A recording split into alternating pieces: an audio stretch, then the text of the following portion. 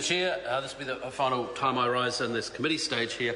Mr Chair, our members have asked a few questions. I think it's important to note that in addition to the national government targeting dodgy behaviour, targeting loan sharks, as we are in this bill and other consumer affairs bill, actually just in the last couple of weeks we've announced microfinancing under the Honourable Paula Bennett's portfolio, bringing in Good Shepherd's, Bank of New Zealand, to offer very, very, very low interest loans to those that are stuck in a spiral of debt, who MSD are working very hard with to assist them out of their circumstances. Members have also asked about the resources for budgetary services around the country in addition to Auckland, and that's a fair question, and I'm sure they'll be pleased to note that again Minister Bennett recently announced from an increase from $13 million per annum to $22 million per annum will be going in to assist those same budgetary services, Mr Chair. Mr Chair, the interest rate caps have been mentioned a few times in this last part, and I'll quickly address those because something demonstrates how hard and complex they can be. No one's actually talked about total cost of finance caps. They've talked about interest rate caps. Yes, there were two SOPs in that space. Well, Mr Chair, one of them will have given the humble Minister for Consumer Affairs more power than the Minister of Finance, and probably up there with Dr Bollard essentially setting interest rates. Another one actually probably had I'm sure it was the totally unintended consequence of totally contradicting itself and basically given second-hand dealers and pawnbrokers absolutely unlimited fees, charges, interest rates, you name it, Mr Chair. So that was the consequence of that bill. But Mr Chair, I really want to talk to those that are voting against this bill, because I do thank and acknowledge members across the House for their acknowledgement of what has been going on in dire situations across this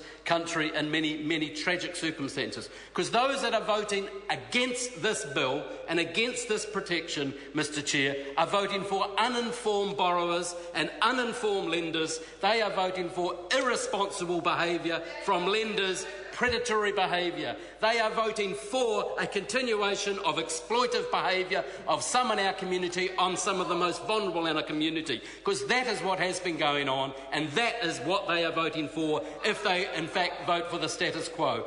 If those members that are voting against this bill, well, they are voting for no principles of responsible lending, no consideration of the circumstances of the borrower, no code of responsible lending code, no pre-checking, no understanding what the obligations that a guarantor might be taking on if English was a second language and if they didn't actually know what was going on. I have had members in this House come to me about issues which in fact this bill would fix, and they are now voting against this bill. I can't understand it. If they vote against this bill, they will be voting against the status quo of arbitrage and hole and exploitation and rules and regulation across this land. That's not right, that's not fair, that's not the Kiwi way, Mr Chair. If those that are voting against this bill, they will be voting against embedded fees, ratcheting costs, and selling insurance to beneficiaries taking on loans they can't afford in the first place. That is what they are voting for if they vote against this bill, Mr Chair.